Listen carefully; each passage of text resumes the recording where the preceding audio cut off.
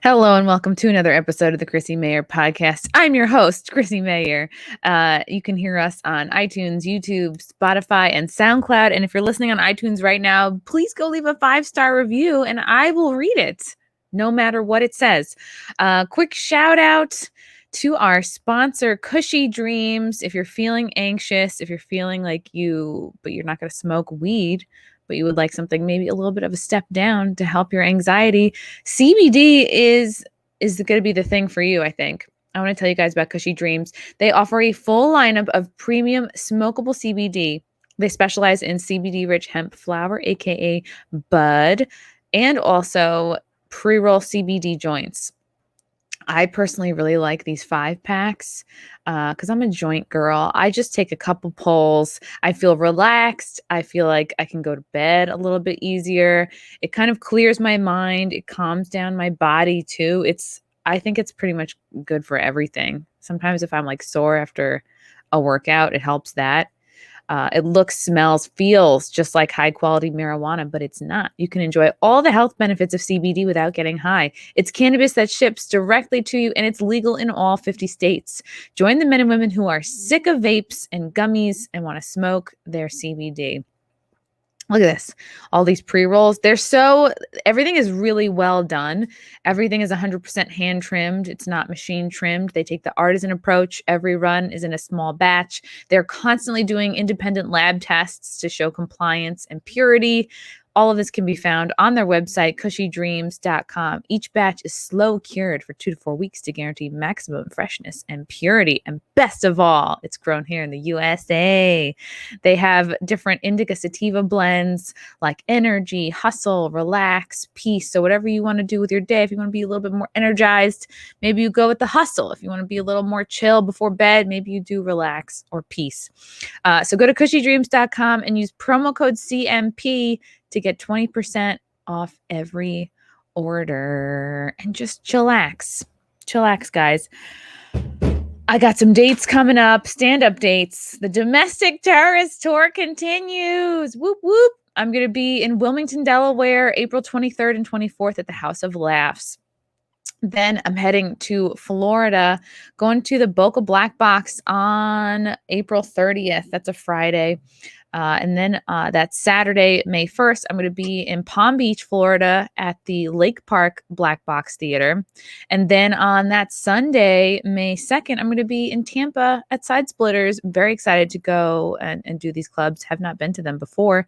And then I'm going to be in Oklahoma City at the Bricktown Comedy Club, May 9th. And then, as you know, Comedians of the Compound is going to be in Austin, May 14th and 15th at the Big Laugh Comedy Club. That's going to be just a big wild hang. A lot of friends. A lot of fun, a lot of gay activities. Can't wait. So excited to have this guy on the podcast today. I have we've never even met in person, but I feel so close to him. I feel like we are good buds. He is a stand-up comedian from Boston. You may have seen him in Super Bowl commercials. He's kind of a big deal. You may have seen his Brotherman videos on social media. We're going to get into all of it. It's Will Noonan. Hey, I can't believe we haven't met. That was, I guess you're right. I was thinking about it. I'm like, yeah, we never even met in passing at like Compound or at Skankfest or anything like that. No, it's and I pretty see crazy.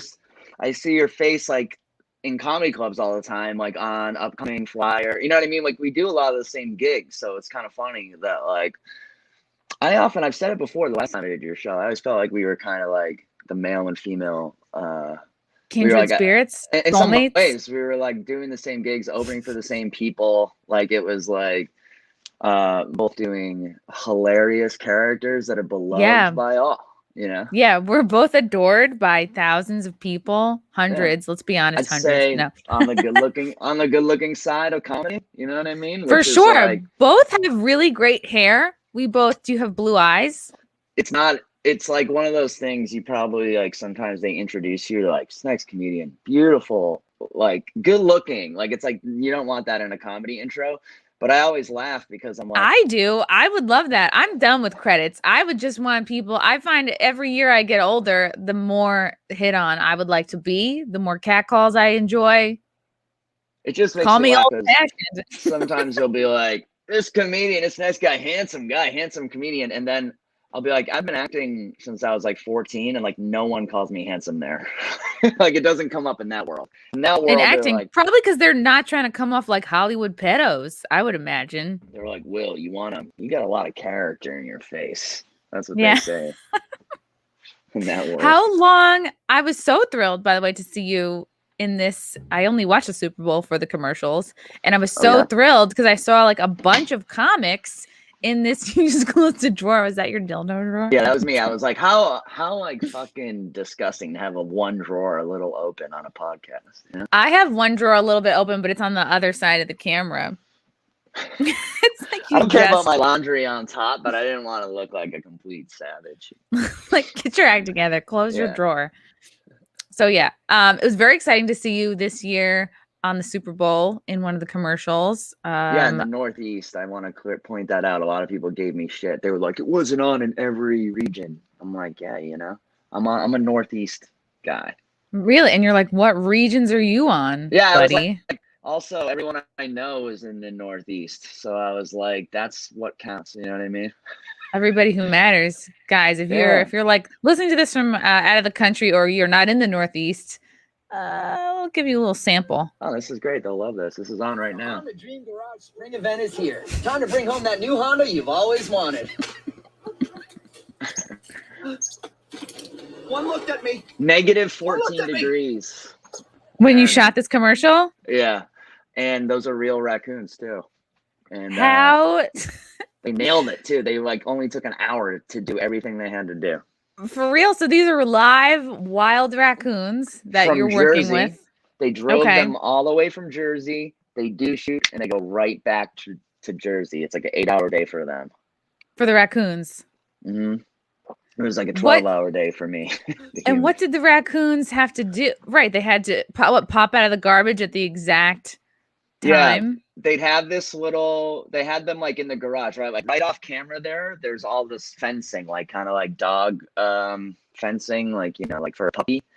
And they like, this lady was the trainer. She was the best part, man. She was like so nuts and insane. And she was like, she demanded, you know, there's like a set, there's like 80 people. She like demanded that everyone stop what they were doing and listen to her, like for a safety meeting. And the entire safety meeting was just like, if the raccoon runs at you, go like this. And that was it. Wait, what do you have to do when it runs at you? Go like this? Put your hands in front of your face and go like, like. Do you think that's good advice for just anybody listening? Like if they encounter a raccoon to just do that? Yeah. Just make a like it basically she was like impersonate a raccoon, a bigger, scarier raccoon, and it'll be afraid of you. Quickly get out a black marker, draw circles around your eyes, fill it in. And she was like, she never was like physically mean to the raccoons, but she would be like, all right, come on, don't fucking do this to me. Let's get it next take. Like she'd say stuff to the raccoons that cracked me up. She sounds like a stage mom. Exactly. She was. It was really weird. And they got bitten. What circumstances? Wait, they bit people? They bit them, like their trainers would, you know, because like they're not really like dogs, like where it's like, do this trick, here's a treat. It would be like they'd place them in this scenario of all this trash and then hope they do like what raccoons do, which is like play in it, right? And then they'd give them a treat. But like a couple of times the raccoons, they just put them down and they just like sit there. You know what I mean? And the lady would be like, come on, move, do something, like, you know what I mean? And she'd say stuff and have to try and get them to move. But like I said, they always tell you, they're like, oh, animals, they're the worst. It was like so fun. I sat there in that car. I watched them do funny shit for an hour. I was warm in the car, and it was interesting. That was like right before coronavirus. That was like literally a couple weeks before all that stuff happened. So that commercial aired for like 1 week and then didn't air at all. And now they're putting it out again. Because you wonder what circumstances led this woman to become a raccoon handler. And when I found out what the money is, I was like, good business. What does the raccoon handler get paid? She got a few grand. She was only there for an hour. How much do you think of that actually gets to the raccoons? peanuts, Do you literally. think they're even like the woman gives here's a can, here's a tin can, that's your payment, good I was job. thinking that the whole time. Like, I did another thing years ago with a falcon, and the guy was definitely the falcon was making tens of thousands of dollars because the guy was like feeding it fetuses, like dead fetuses of like What? other animals, like rabbit fetuses and like tiny. Oh no, mice. That's what it was. It was like mice babies, right? So do And you think he runs like a mice Planned Parenthood and that's where he gets all his treats? No, he would say we shot all day, right? So he would be like, "Oh, I gotta go feed the mice," and I'd be like, "Oh, you train mice too?" And he'd be like, "No, I feed them to the falcon." He had a whole Winnebago filled with animals. Wow. He was a real You sound like- Hollywood guy. He was like, "What's your agent?" I would say falcon people are a little bit more intense than raccoon handlers because like I know these falcon people because I see them when I go to like the Renaissance fair. They're like whoosh, whoosh, and they hold out their arm and then they fly to it and then it's like and then they're very intense. Anybody who works at the Renaissance fair in any capacity that's a ton of red flags immediately. The raccoon woman was like independent, her own business. She had a couple employees, which I think were like her son, right, and her wife or something.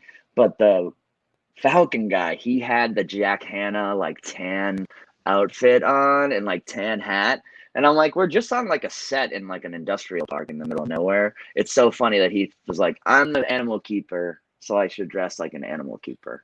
Yeah, he's fully doing it. I enjoyed that. He looked like a crocodile hunter, like just like him. You might as well. It's like you're not gonna show up in a suit with like a briefcase and be like, I also did this. I would appreciate that. I dug it. I was like, you're the whole deal. But he was, like I said, he was super Hollywood. He was always talking about his credits. He was like, same falcon that was in Royal Tenenbaums. Oh God. His dad was in Forrest Gump. Like, it was just. So he's bragging about the falcon really is doing all the work and he's just collecting all the dough. Big falcon pimp energy. He's just a baby mouse supplier. You get them hooked on the mice, and then they'll do anything you want. Wow, it's great. How did you get into this wacky, wild world of commercials? It was actually what I did before I did stand up. I was trying to like a pretty face. Like a lot of kids, I wanted to be like a famous movie star. I was like, oh my God, I'm gonna be like, I guess like Jake Gyllenhaal. I was like I wanted to be James Dean or something when I was like a high school kid. I was in all the drama plays and stuff. So really? You were a theater kid? Oh man. Theater kid, award winner. Yeah. Went to the new school dramatic academy thing at 18. Ooh, good for you. And went there. And then like I spent, years in New York, like just fucking like waiting tables, like living the dream, all that shit. Did some theater, and then I was like, by the way, like I should say, I was a fan of stand up, like, but that was all. Like I would see it live, especially when I was in college in New York. I'd go see, and it was amazing shows. It'd be like Burr and Patrice, like when they were all unknown, And then wow. So is this like early aughts, like, or no? Right, is this 2010? No, this is like I moved to New York City July 2001. So I got 2 months of non 9/11 New York, and then witnessed the 9/11 from a safe like couple miles away from the Upper West Side.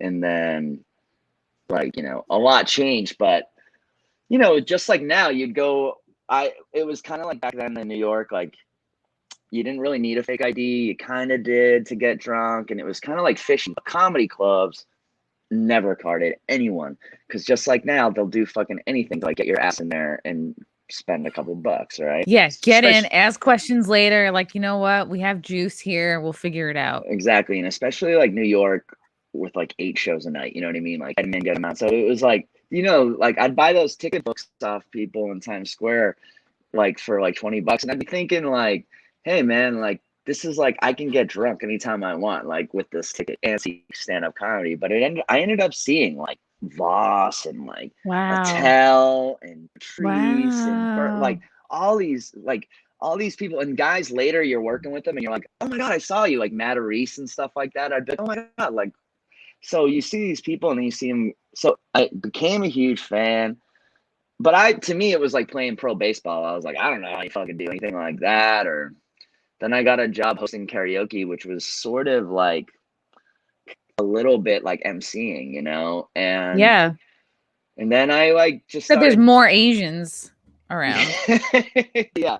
And it was like, I had a lot more time to kill. Like I was like killing these hours, like until people started singing and stuff. And I came up with bits. Anyway, long story short, enough people were like, you should try stand up. And I was like, I always kind of like had too much respect for it to like try it.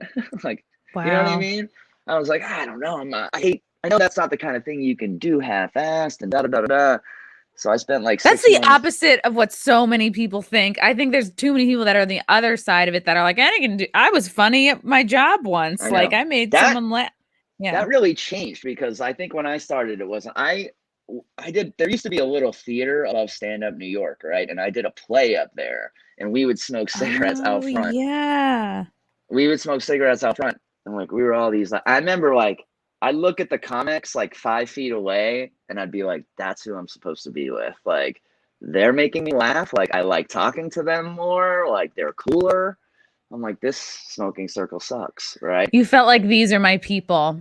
But I also Yeah. felt like everyone probably feels that way because they're cool. And I like really did. I don't know. I was kind of like really afraid to make the leap, but it was so funny because then like the second I tried it, like the night I tried it, I was like, fuck acting. I'm never fucking caring about that again.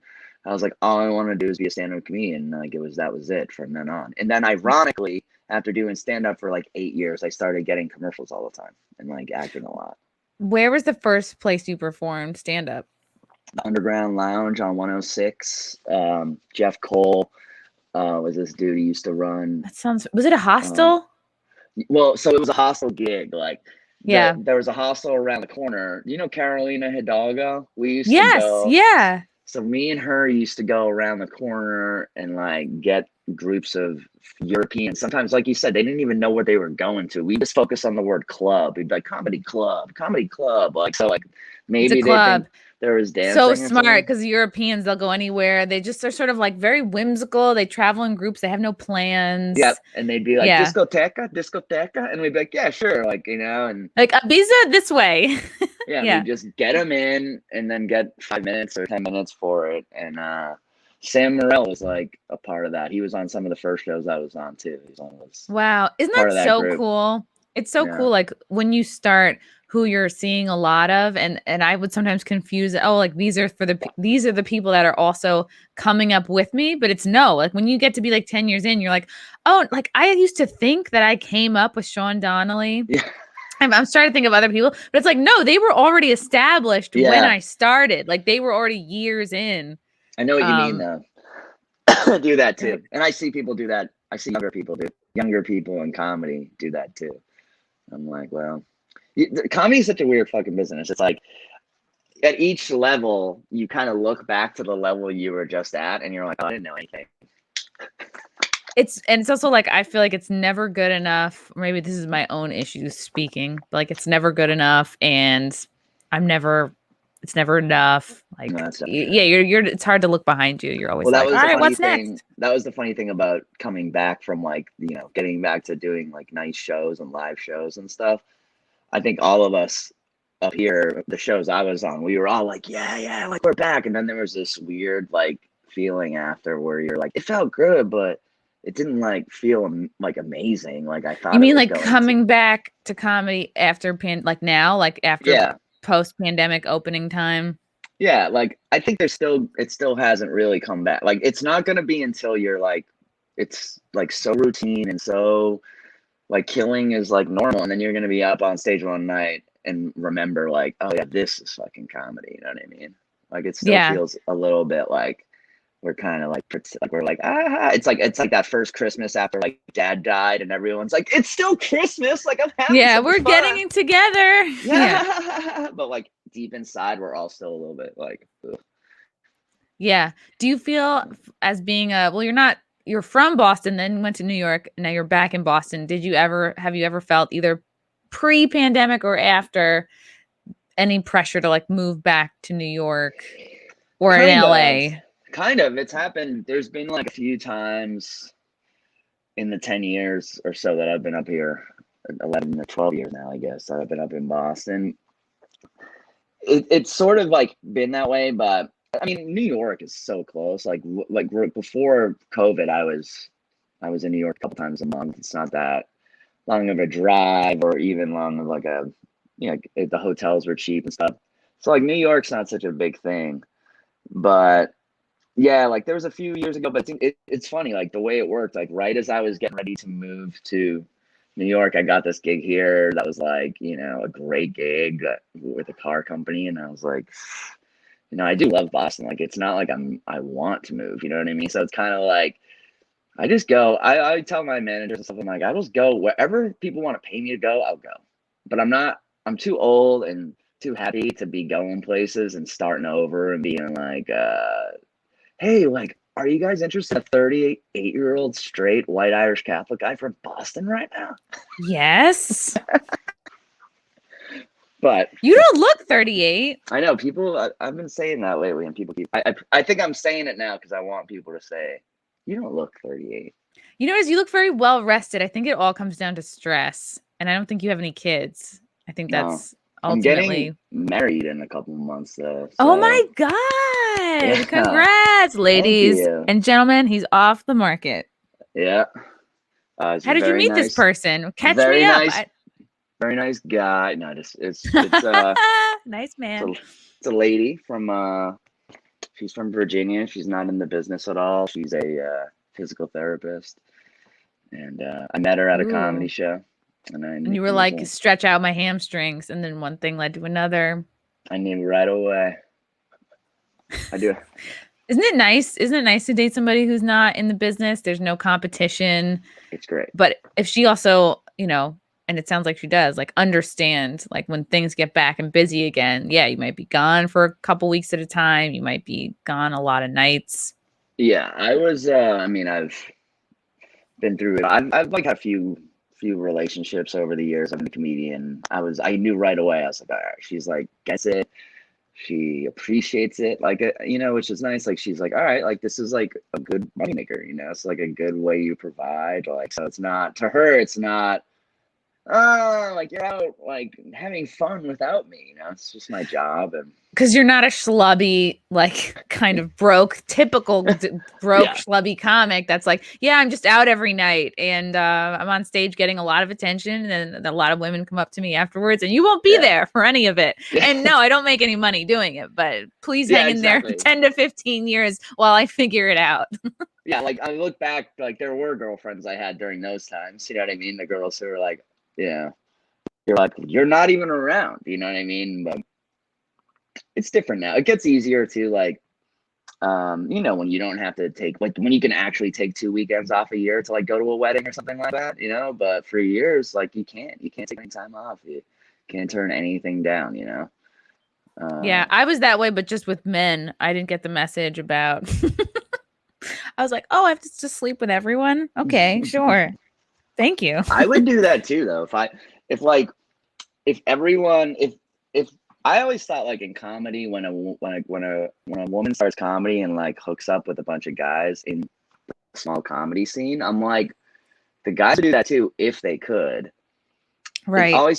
It's like you're also when you like start comedy, it's like, oh my God, I found like this group of people who everyone's like me, and I was always like the person who talked too much and said weird shit, and now everyone is like vibing with me. It's like almost like that first year or two is like this crazy honeymoon of like of acceptance. It's like you've found your puzzle piece that fits, Exactly. And I was that way. I was like, I don't know how to react, but to have sex with everyone who tries, like I just was like, I hooked up too. I did a lot of that too. I hooked up with a lot of Boston lady or New York lady comics. New York ladies and Boston ladies. My favorite thing used to be to hook up with the English chicks that were just passing through town, with the ukulele. Really?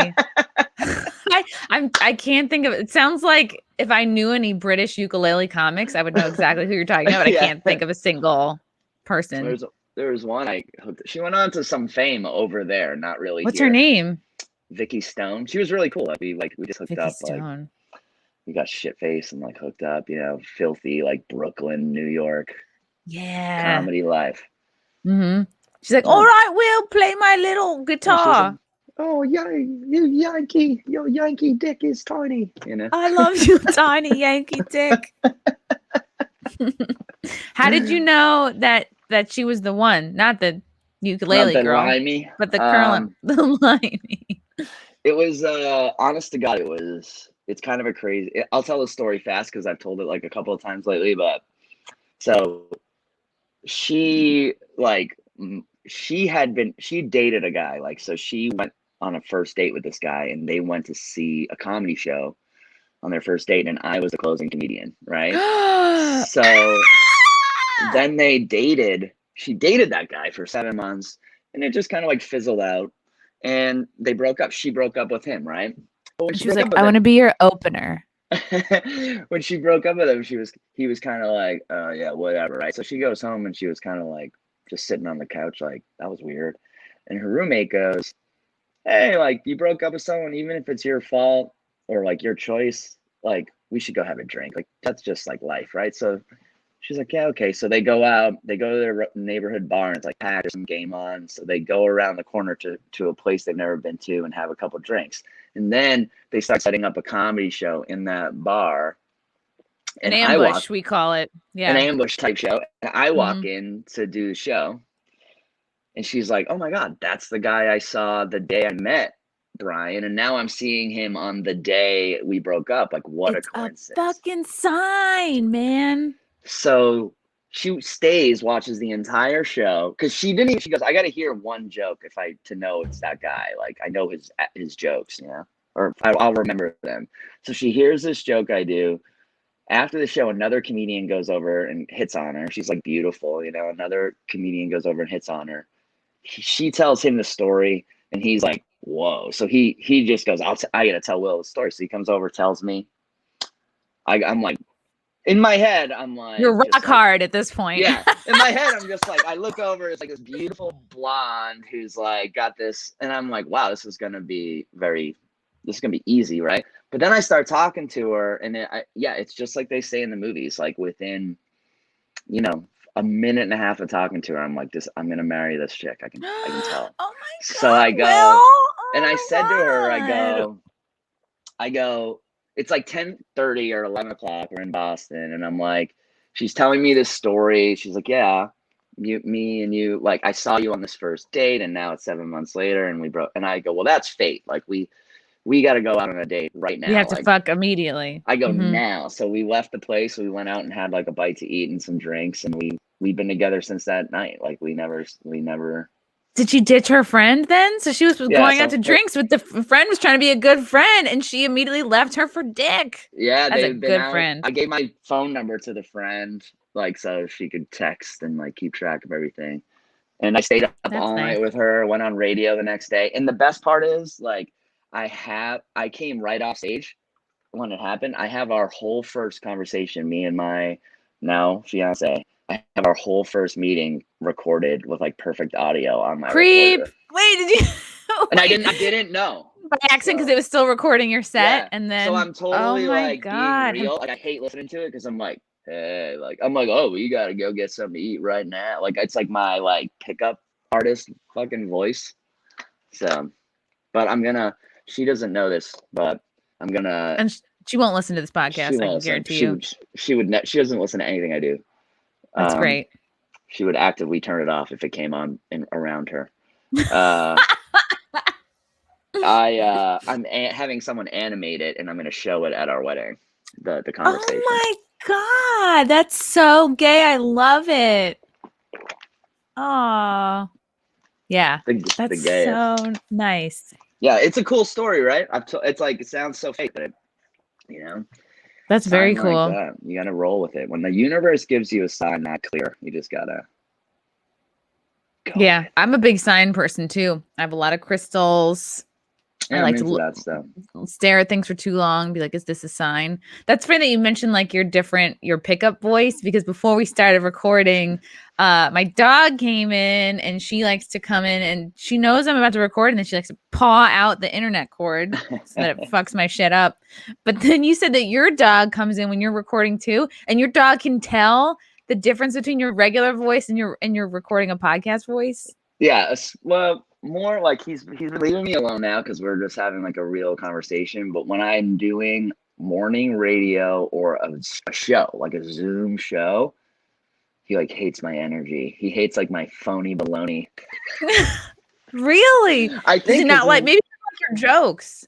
I think maybe, but I think he knows me and he knows like my moods and everything like that. So to see me like in that showtime, because it's like I'm pacing. You're putting it on. You're I'm amped up. He just gets into the mode like, are we playing right now? So he starts like, but when I do a morning radio call, you know how they are always like, it's like really charged, Mm-hmm. So it's like 7 a.m. I'm normally like sleeping or drinking coffee, and now I'm standing at the front of the house and I'm like, it freaks him out. Like he hates it. He bites at my ankles and everything. He's like, I know you're pretending, human. Yeah, I've started to try and explain to him, I sat him down. I explained to him, I was like, listen, sometimes daddy's not himself. Your daddy's got to pour it on for the morning radio shows and be like, I'm just excited, Who do you think's buying your kibble? It's this funny voice. It's these, these videos where I spin around. That's paying for your kibble. Well, he's gotten a piece of the action too. He was in a Honda commercial with me, and we just did some photos too together. Is it out yet? Is it something I can show or no? It's not out yet. Yeah, the commercial is on YouTube, under the same like place the other ones were, but it was the Honda? Christmas ones. Yeah, Honda of New England. And then it's the Christmas. There'll be like a guy chopping wood or something like that in the background. Wow, but, you're in all of these commercials. This is one, the rock star from 3 weeks ago. This one. Oh yeah, Rockstar Garage. I have to show this. I must. Hold on. Sharing the screen. I love talking about this with you because last March, I did this parody video called Kung Flu Fighting, and I asked you if you wanted to be in it. And at first you were like, yes. And then you were like, actually, I don't think I can do it because of this Honda thing. And you're probably... And then it did kind of blow up to be not a thing I was canceled for. People definitely wanted to cancel me over it, and I'm sure. Are you glad that you turned it down? Well, it was my kind of like. There's a publicity person like at Honda that I kind of run things like that by, and even they were like, "Yeah, that's cool. Let me just run it up to like the person above me." And then they were like, call me right back. They're like, no. Everyone says no. So it's like me and him were both like, yeah, because we both didn't even get the joke. Like we both were like kind of just making fun of God. We were both like, we're making fun of Gal Gadot. Yeah. So that was all we saw. So it was kind of like, but yes, is this the one? Is this the Christmas? Oh, this is the Rockstar one. Wow, you got a haircut for this one. Yeah, this was like I went too short. It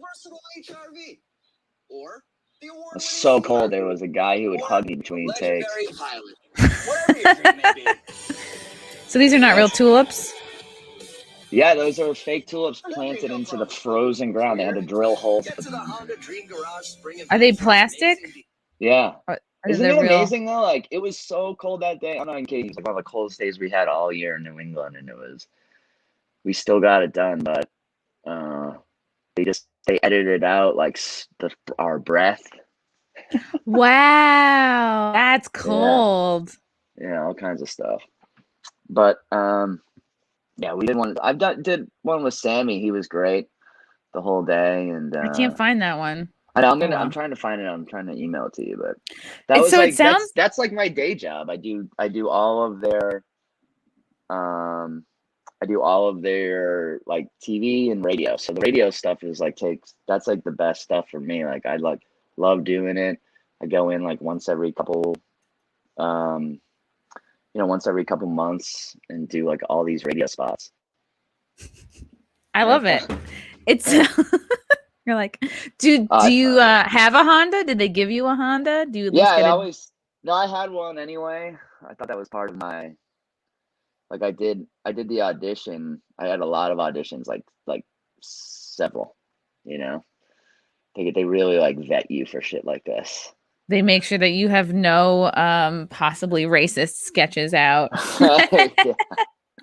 Yeah, I mean, pretty much. It's funny. I did something for Staples before Honda. That was the first like big. I've worked with a few like big corporations, and Staples was the first one I worked with. And I was like, listen, I don't have anything like in my past that's like really bad. I'm not like racist. I was like, but I smoke pot. I'm open about it.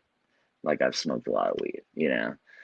And I almost thought, I was like, I'm talking myself out of the job here. Like they're gonna fire me, you know what I mean? But I was like, it's better now than for them to Yeah, find out and then be like, why didn't you ever say anything? And right. they like laughed. They like laughed me out of the room. They were like, "No, man, like that's fine.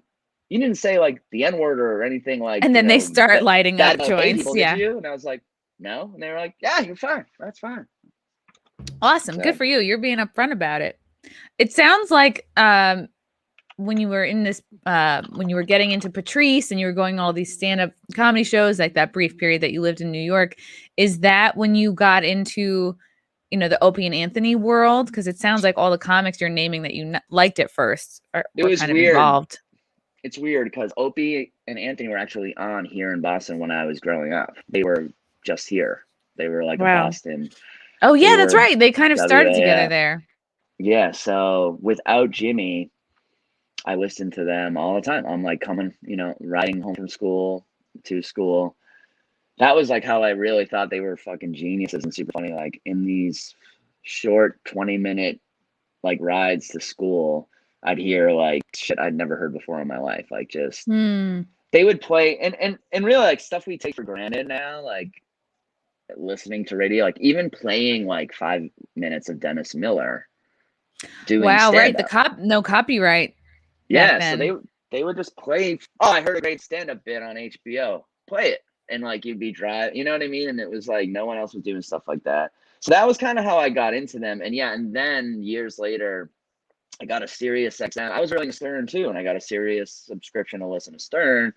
And like you know, he's not on all day, so I was like, oh, what else is on? And then it was like, oh, these guys from Boston who had gotten fired and kicked out of town. I'm like, yeah, they're still doing funny shit. So then I kind of re-entered, and then Anthony did what Anthony did. and then I really got into it. So I actually lived in New York for like 8 or 9 years, and then I moved back to Boston in 2009, and then did stand up, and then listened to the show. But then I really started listening a lot again after Anthony got fired because I was like, what is gonna happen here? Like, what are they gonna do? You know? And then I thought it just became it became an incredible show for like a different reason after that. Like the Opie and Jimmy show was like, it was really funny, of course, at times, but it was also just really weird to listen to at times. It was like, you know, you had known that Anthony and Opie had like their issues, you know, like, Right.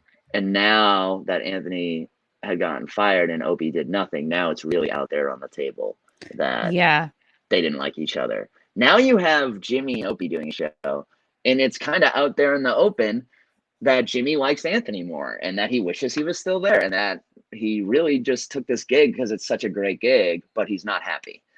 And like, that is a really weird, like, starting off point for a radio show.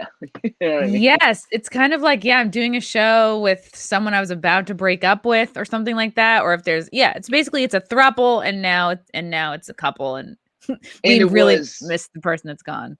And it was like Jimmy has now elevated to like a full 50%. So he's not like the sidekick shit either. So it's kind of like slowly every day Jimmy's getting more and more like, this is my show too. And they're starting to like kind of, and Opie's like, I've always been the boss. And it was just, and then Florentine was like on every day and he knows everybody. So Florentine would be like this weird mediator. And I was just really I thought that was like some really good shit. A lot of people love to shit on like the Opie and Jimmy show, but I'm like, it was kind of like a soap opera.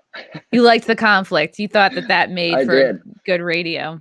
I did. I like it when they fight. You know what I mean? Like, I like it when I love it when people laugh, but I just think like you know, the beauty of a show like Opie and Anthony or Stern is like before podcasts, that was like, you're like, man, I feel like I know these people. Like, I feel Yeah. like, and when one of them shows their true, like when someone gets angry, that's like their true self, you know, that's like, Yep. Because they're not holding it back. they Yeah. can't, right? It's like, it's pouring out. So it's like, shit. When I remember when Stern would get mad, I'd be like, ah, I thought I liked him. Like, what a fucking prick. Like, because he would just take it out on like his lowest employee, you know? Oof. Yeah. But what That's not a other good look.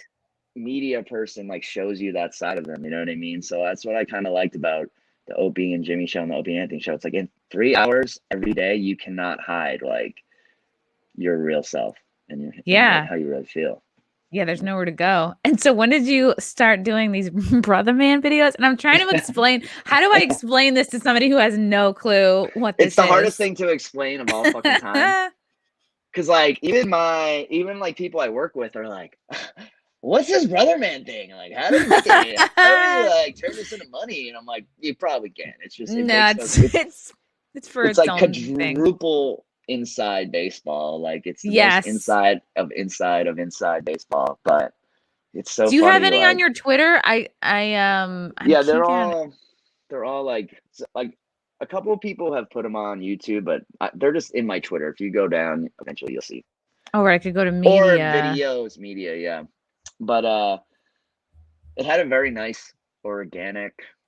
I think the reason why people love it is because it's purely a silly, goofy bit, and like it means not, and it's like for nothing other than to make Anthony Cumia laugh, and that's like, yeah, and thus it makes everyone else laugh. So it was like, I was in New York to do Cumia's show, and it was like, I got there early, had like an hour before I could even show up. When was this? How long ago was this? Probably like 2 years ago, 2 or 3 years ago. And yeah, it's just in like like, you know, like near the garden, Madison Square Garden. I was like eating a hot dog, and I was like, man. And I was looking at Instagram, and I was like, Opie had just made this video asking Joe Rogan to do the podcast, and it was like, it was just so weird to me because it was like he starts the video off like, Joe, like we're old friends, like would you do my podcast, you know? And then but then like by the end of the video, he's almost like, you piece of shit, like we gave you your start. Like he's kind of like getting nastier, and I'm like, what is this? Are you asking him a favor, or are you like chewing him up, you know? So it's like classic Opie, like kind of doing all those things at the same time. The longer he talks, the more he reveals his true colors. Yeah, exactly. So I was like, just for fun, sitting there in the, because I was like in the same setting Opie does his videos. I tried to do almost the exact same thing. I'm like, Joe, have me on your podcast. Like, what's up, man? And I'm doing it. So anyway, tweet it. We do the whole show, and Garrett like just shows it randomly, like right as we're ending. He's like, oh, Anthony, quick, like watch this video Will made. And it was like the hardest I'd ever seen Anthony laugh at like anything I've ever said, much less. It was like one of the hardest times I'd ever seen him laugh in person, much less at anything I've ever said. So I was like, oh my God, how'd that make you feel? Oh my God, it was off the charts. I was just like, this is, and not to mention like the whole reason I did it was because I was like, man, I feel like I'm in the sandbox. Like I can actually get to make fun of Opie and have Anthony laugh at it. I'm like, this is like shit Bobby Kelly does. This is like the shit I hear about growing up, and now I'm actually getting to like, because, you know, I'm not just going to like get in this world and just laugh at the shit everyone else says. I was like, I want to like add something to it, contribute something to it. It's like just spitball myself. You know what I mean? So your video was, you were pointing it at the beach, because isn't that how he, how did it go from that to spinning around? And I'm still trying to find that's his one of these thing. videos. Like he started that. He was spinning all over the place. So then I did another one and another. So then it was like, that was the whole point. Then it was like every time I went to New York, I'd get there a little early and I'd do one before I went on Cumia, and then he'd show it and laugh his ass off. And then the fans started loving it. And now it's like, yeah, I try not to do them too much. Like I always try and wait until like people something happens. Forget about it and then do it, because I feel like if I did one every day or all the time, it would just be lame and become really lame. Burnout. But it's funny, man. I swear to God, like I get it now a little bit, but there were the first few times I would put them up, I'd be like, I hate to hit this like the send button. I'd be like, this is the crappiest, like most unfunny thing I've ever done. Like I don't understand. And then it would, or I'd be like, I didn't do it right this time. Like, I didn't get the impression this time or something. And I'd put it up and people would be like, this is the best one. Wow. Isn't that so scary? That's like the pain of being a creative person. Like, you never know what's going to hit. Sometimes the thing that you don't think is the most clever is what hits and people love and it enjoys a time. Stand-ups like that too. I'm finding it now. I'm trying to do new stuff and I'm like, these little lines that I thought were just not important to this bit are actually now the punchline. I'm like, they're informing me, you know. I'm like, it's always like that. It's like stupid shit you didn't think was important, they love, and this stuff you thought was going to be like the real, so good. Like, I'll have this clever line all ready to go, and then that gets nothing but a face I make gets a huge reaction, and then you're like, oh well, that's good. It's good to not forget about your face to like use that. Yeah, you like have. Last night I had this like weird, like real moment where I was kind of like, I ran over a couple weeks ago. I ran over. My neighbor has like pet chickens and one of them got out and was sleeping underneath my car. Oh, because it's warm. Yeah, I'm not expecting like any livestock or anything like that. So I ran it over. Oh, no. But anyway, last night I was like telling the story. I tried to make it into a bit and it's going all right, but it's like very like I got it all worked out, you know? And last night I was like, I like kind of lost track of it for a second. And I was like, oh yeah, where was I? I was like, oh yeah, there was this, we were grieving. Me and the guy were standing there just thinking about how life is short. And it like got the biggest laugh. Like it got like the bigger laugh than like anything I'd said or written the whole time. And I was like, fuck. I was like, that's comedy, you know? Just the real moment is so much funnier than the rehearsed moment. So this was after you had done your bit about like running over a chicken, and then you were like, you forgot where you were, and then the laugh was, oh, life is short. Yeah, I lost my place in the bit, and I was like, where was I? Oh yeah, we were grieving over the body. Life is short, and it was kind of like they thought that was funny. Yeah, and that can't happen unless you're like really present and honest. Yeah, well, and that's why you get better at comedy the longer you do it, because you're actually, when you're for years, that's what I always tell people. I'm like, for years, sometimes you're like a new comedian, right? It's like you fumbled taking the microphone out of the stand, and it takes like you 2 minutes to forget that you fumbled taking the microphone out. Like you're still kicking yourself for it. You know? Yeah, like you're still in it. You just have all this math happening in your mind, like for a couple of years, you know, and then as you start to get almost bored with the job and it becomes like average everyday life, then you open up this new door into like being really good at it and kind of showing the person.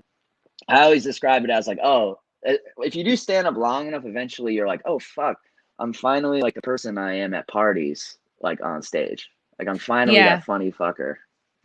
Because the lines that you kind of sometimes throw away or less precious with get a huge reaction because when you're new, you're like, oh, okay, remember your words. It's like a script. It's like, I would have things written on my hand, and then I'd be like, well, take the mic out with the other hand because you don't want to sweat out the other one. Or it's like, hold the mic in a way that you can also read your hand. But then you do it like, I don't know how long you've been doing it, but I'm at year 11, and now it's just like, get up there and be you, kind of in a concise way. Yeah, I'm at 14 now, which is like, yeah, but I think I remember feeling around like 7, 8 years in, you start to get this, you hit this new level of like, yeah, I've done this a million times. I know I'm not going to like my head's not going to explode. I'm not going to vomit all over my feet. Like I can do this. Like you'll be okay up there. Yeah. Yeah.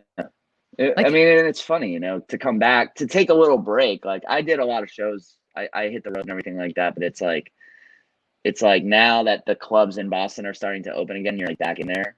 You're like, yeah, like in the same exact place where I was so good like a year and a half ago, you know? I'm like, I have some work to do till I get back there, I think. Yeah. Yeah. I like my first headlining set, like I was in Dallas in February, like right when the blackouts were happening. It felt so good to get on stage, but I did have moments where I was like out of flow. And I keep saying my tongue feels heavy. Like it's out of shape. Ooh. Like I'm Hey. yeah, like that normal, just that flow of it, like that everything, like you're so like the thoughts are there and you're just grabbing them and throwing them. There's like I feel like I'm shuffling through the drawers a little bit more than I used to. Oh yeah. Yeah, Yeah. that's the worst feeling is like, okay, what else? What's next? Like you're used to like you're pacing for the hour or for the 45, like you know how your topics flow generally, but Yeah. that's been the worst feeling of coming back of like, oh my God, am I actually like racking my brain for another fucking one single more joke? Like, Yeah, one oof. bit, like fill the time. And I also think it goes both ways too. I feel like audiences themselves are like in this weird rusty place where they're getting back in the flow of being a person in an audience. Like Yeah, they being an don't active like, listener instead of just sitting on their ass watching Netflix, totally passive. Netflix doesn't yeah, care if you pay attention or not. Like it's still as entertaining if you're totally checked out. But with comedy, if the audience is checked out, like it yeah, affects us. yeah. They need to. It's a give and a take. And I noticed like not even like like the regular claptrap stuff like that MCs do. It's like that is corny and stuff, but it like builds a show. You know what I mean? It's like it kind of warms them up and gets them into like a flow of like clapping for Yeah, shit and like being awake. And I you have noticed to like be. he was Yeah, you have working to be hard. like a circus handler almost. Like I really appreciate and admire good hosts, and it was through watching like Aaron Berg or Larry Baya or like Big J, you're like, or James Mattern. Like you have to be a ringleader. You have to do Yeah. something a little bit extra than your regular set to like hype people up. Yeah, I think that's why everyone should do it for a while. It's not a spot everyone should stay in for long, but I think it's like if you want to get good at comedy, like take those, especially when it's offered, you know what I mean? Like a lot of comics will go, do you want to be the host or do you want to do a spot? And then they'll be new at comedy and they'll say spot. It's easier. It is. Because it Everyone feels like knows less it. time. Yeah. Yeah, but I'm like, take that host spot. You'll be better than the other person, and the person who asked you will remember that and remember that you're like a pro and you like working, you know. Yeah. But I see that happen, and I get it. But I'm like, and then there's another thing. I think I was really good at hosting, especially since I came from this MC world. I was good at like the bullshit parts of it, like saying people's names like with enthusiasm and stuff. And then I had a few clubs that like didn't want to let me feature because they were like, why would I want a good MC to go? You know what I mean? So then you have to like Uh, tank it a little bit. I started you doing have to like, blow at hosting. So they're like, all right, goodbye. I did it. I blew at hosting a little bit for a little while. Just like Wow. I just Did, stopped being so enthusiastic about it. Have you ever experienced at clubs in Boston like you wanted to make the leap from like feature to headliner, but they would say to you like, no, they just like don't want to work you as a Yeah, headliner because they like big keeping you time. as a good feature. Big time. It's a huge problem in Boston. It's not as big of a problem as it was like 5 years ago, 6 years ago. There was a time here in Boston where it was like the features of this city were some like the like beasts, you know what I mean? Like the best fucking comedians, you know?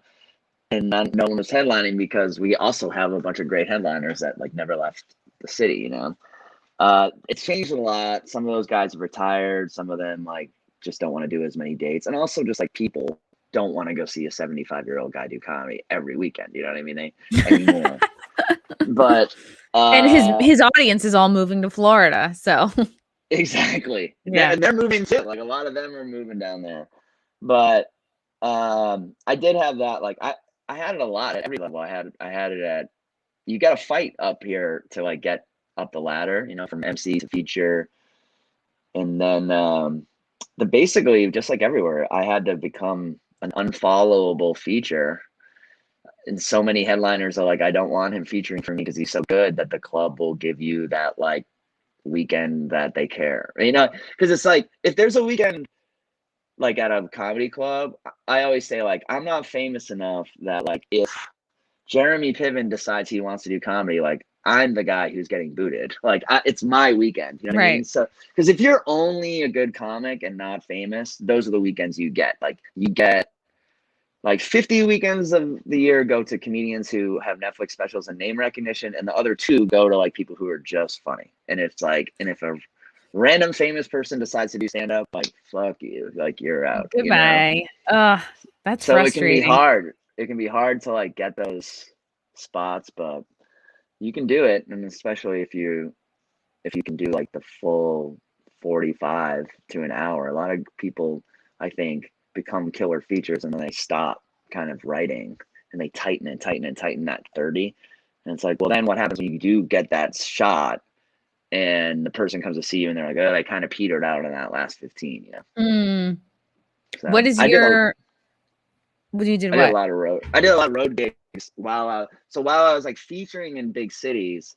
I would take a lot of cheap headlining gigs like in the middle of nowhere, and I would just, some of them went good, some of them went bad, but like no one really was seeing them, you know what I mean? And then Okay. eventually a couple clubs, it's just like a couple clubs started to headline me. It was Connecticut, that was where I really started to like headline, you know what I Shine. mean? And then I did some radio there, and it was like, all right, I'm headlining these clubs, and such a great day when you go from feature to headliner and you like Oh my double the money. God. It's scary. Well, I don't know. That wasn't really happening for me. I was just like, woo, more time. And then like Well, that too, yeah. the prestige of like, ooh, I'm a headliner now. It was always my goal, though. I always wanted to be the end of the show. I always wanted to be the guy whose name was on the sign. Like, it always made me laugh how many people in comedy like are like, nah, I don't want a headline. I'm like, why? It's Because the they best don't want to time. fail. They don't want to like. Yeah. It's like it's big shoes to fill. It is, and that is so true. I think what people don't know is like how hard it is to close a headlining set. Like, they've just seen 90 minutes of people. They've heard a lot of premises, but by the time they go through an MC and a feature, like, you better have more shit than just Facebook is weird and fucking dating is weird. Like, you have to have other shit, you know? And then the check spot. That's the part no one fucking understands, is the check spot, you know? Like, all of a Which is sudden within a headlining set most of the time. yeah. And this captive audience who's been with you the whole time is all of a sudden like looking at shit and doing stuff. And you have to like get through that and then end on a flourish so everyone thinks you're still a fucking master comedian. You know? It's a hard thing to do. It is really hard. What is your like writing or creative process like normally? It's kind of all over the place. I got a lot of I take notes a lot. I do write a lot. I take a lot of notes. I got like several notebooks just right here. They're in your open drawer. There's some chicken notes. Call Kevin. These are some other notes. I take oh my notes on God.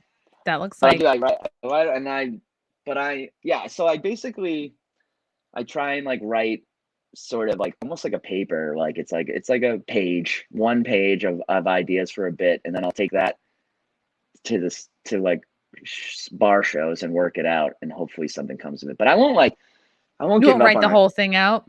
No, and it's like more of like, it's real like chicken scratchy and like kind of shorthand, like just ideas, and I work it half out on stage. But it's funny, like I had this closer that Gary Goldman was like, he's from Boston. He writes 2 hours every day, like in a library, you know? Oh my God. So I was like, let me just try that for like a couple months, right?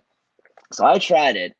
It was hard, but I wrote like probably my most famous bit in that 2 months, and I closed with that bit for like a year. So I was like, fuck, like it's undeniably true that this paid off. But at the same time, I feel like I can't like do this, you know? So I've kind of found like a little bit of a happy like middle ground where I try and write like most days, maybe not for 2 hours, but as long as I feel. And then, you know, it was working really well until the pandemic, because you do need to work stuff out on stage. Like between, I think every comedian thought they had like an hour of new shit and then realized they only had like 10 or 15 minutes. Oh God. Yeah. It's like hard. The Zoom crowds were forgiving too. Like they would laugh at fucking everything. And I was like, oh, my new shit about Corona is so funny. It's killing on all these Zooms. And then the second I was faced with a real audience, they were like, yeah, it's a little, the sauce is weak. We don't want to hear. We've heard all the Corona jokes. Yeah. Yeah. That's what it feels like when you do bad comedy. It's like you're serving food that people are like, it's not that good. It doesn't taste that good. Yeah. it's the worst feeling. And you're like, yeah, you know what? You deserve better. And like, you end up saying that. You're like, yeah, like that's sometimes the best feeling is like you tell a tepid joke and then they go meh, and you're like, yeah, that's what that deserved. And then that gets Oh yeah. a bigger laugh, and you're like, all right, we're getting back there. Yeah, that's always like it's always nice when you sort of just admit that what's happening is happening. I think that's one of the biggest mistakes new comedians always make. It's like we were talking about earlier. It's like you're so into your script that the waitress could drop a pile of drinks next to you and you look and then you go, so anyway, my brother's a lawyer. Like you're too afraid to just be real. The best thing is like, okay, why did that happen?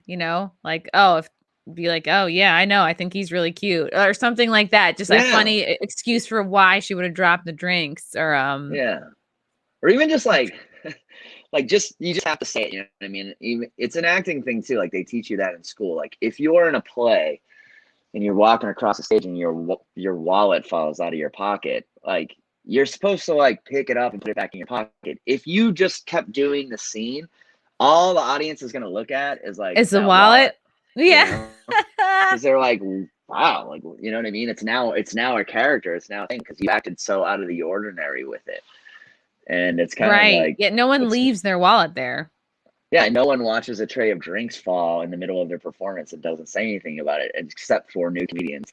And I've done it too, you know what I mean? And then you can take it too far the other way. Some guys go up and then their whole act is like, wow, they don't let it go. Wow, the walls. Wow. Oh, that's my time. World. Yeah. Wow, you're handicapped. What's that like? Yeah. Yeah. Exactly.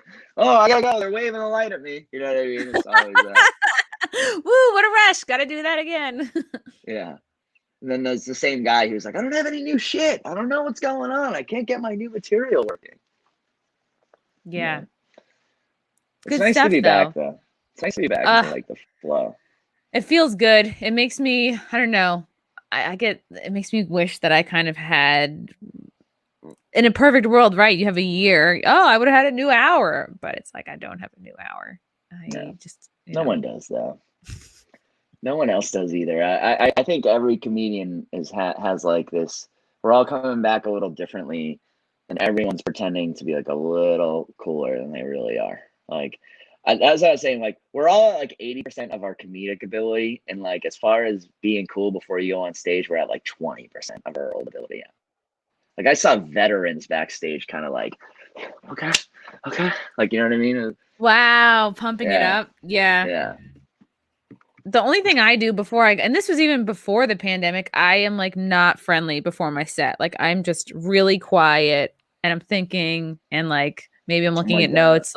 Like I totally tune down. I go one way or the other. I'm like that or I'm over the top. Like I have a friend, I always think, comedian Drew Dunn, I always think his wife must think I'm like such a douche because she's only met me like 10 minutes before comedy shows when I'm like kind of I've had 2 cups of coffee. I'm like, you know, trying to feel like kind of cocky, you know what I mean? Gassing up.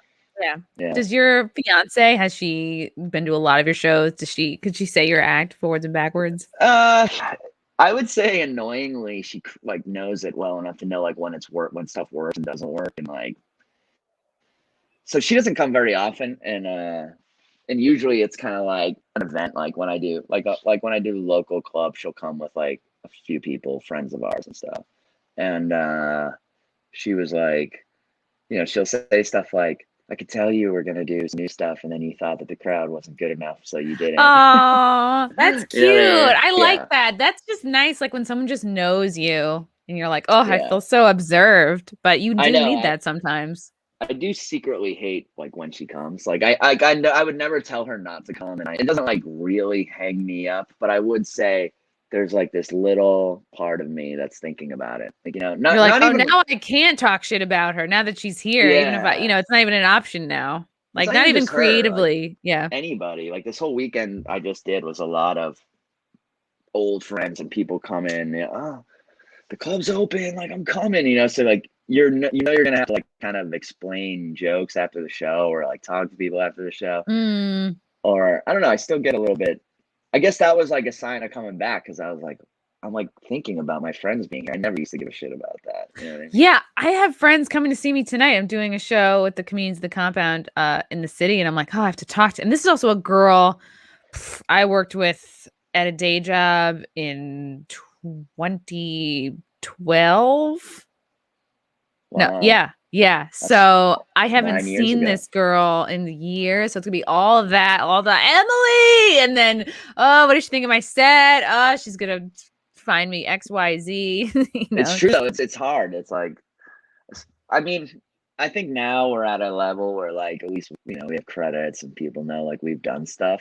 But I think when people are when people are coming to see you and it's like their personal friends and you don't have like the perfect set, it feels like they're gonna come up to you and be like, I thought you said you were good. I thought you said Can you we were a real talk about comedian." this? Yeah. You're like, That's the worst. Jesus. Yeah, it's the scene is definitely not back in New York. Like I was at the stand like a couple days ago, and it was like they had 8 and 8:30 shows going on, and usually there'd be like a huge, just lots of people hanging out, and it was me and everybody else there was just on one of the shows, and it was like great because I got seeing people, but I was like, I'm like, there's no hang. Whoa, because the hang was comprised of a lot of people that like aren't booked there yet, want to get booked, or like around town doing other spots. And I'm like, nobody really knows the true number, but I think a lot of the hobby comics that maybe weren't getting booked had to move back to their parents in whatever state, and they're just not around to hang anymore because their restaurant job dried up, and they're just a lot of that. Yeah. Tons of that in Boston, and a lot of the Boston guys who had moved to New York moved back. We got a bunch of guys back. Really? Yeah. But a few others have left. A bunch of people moved. A couple guys moved to Austin. A couple of people have moved back to New York because it's like cheaper.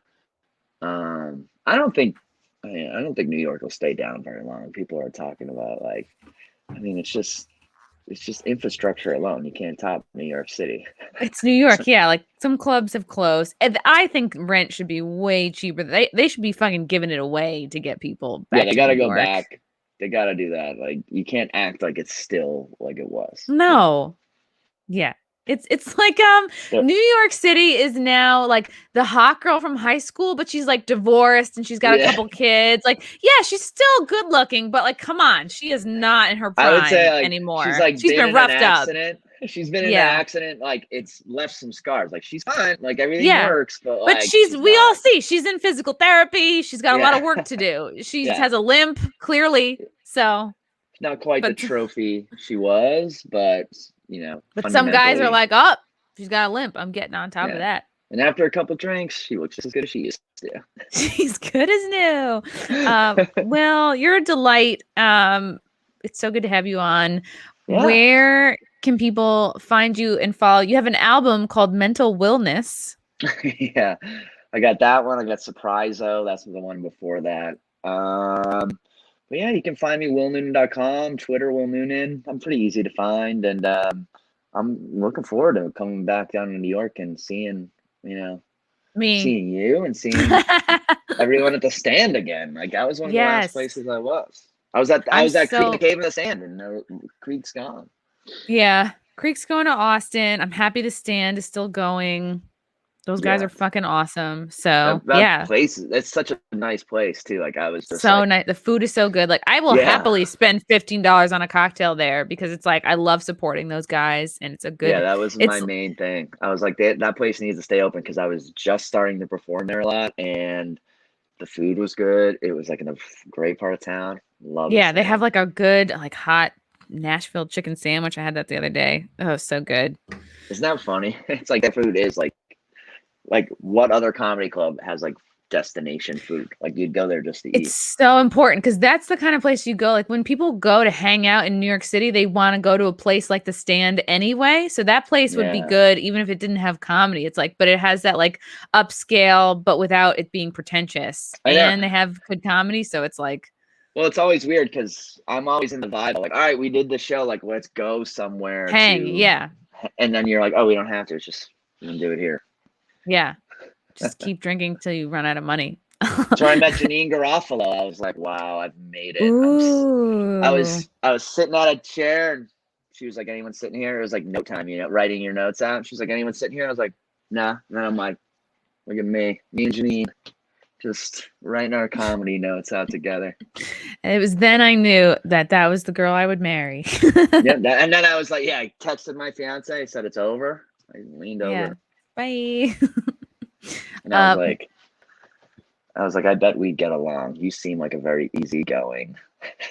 She's very Lighthouse. chill. I did a podcast with her. I was on like the Seller podcast with her once a couple years ago. And it was very much this feeling of like, oh, that's Janine Garofalo. Yeah, she's so famous. I mean, she's in She's Reality chill. Bites. That's all I could think about. Her acting career is like, it was pretty cool. But no, she was nice. But it was funny to me. It was like one of those life is. I feel the same way when I'm with Anthony. I'm like, I can't believe I know this person. I'm like staring them in the eyes. Yeah, it's really weird. That's how I feel right now, Chrissy. Oh my God. Will, you're the best. Everybody follow Will on Twitter at Will Noonan. Check out his albums. Yeah. The Noonan Show. That's The it. Noonan Show on YouTube. That's what we need. I need people there. Subscribe, like, check out the Noonan Show every day. 10 minutes or so of content. It's fun. Ooh, smash the subscribe button. Will, thank you so much for coming on the show. My Good to see pleasure. you. Good Can't to wait see to you hang too. with you IRL. Oh And yeah, and good luck tonight with those friends from the past. thanks. Thanks, Will. Bye.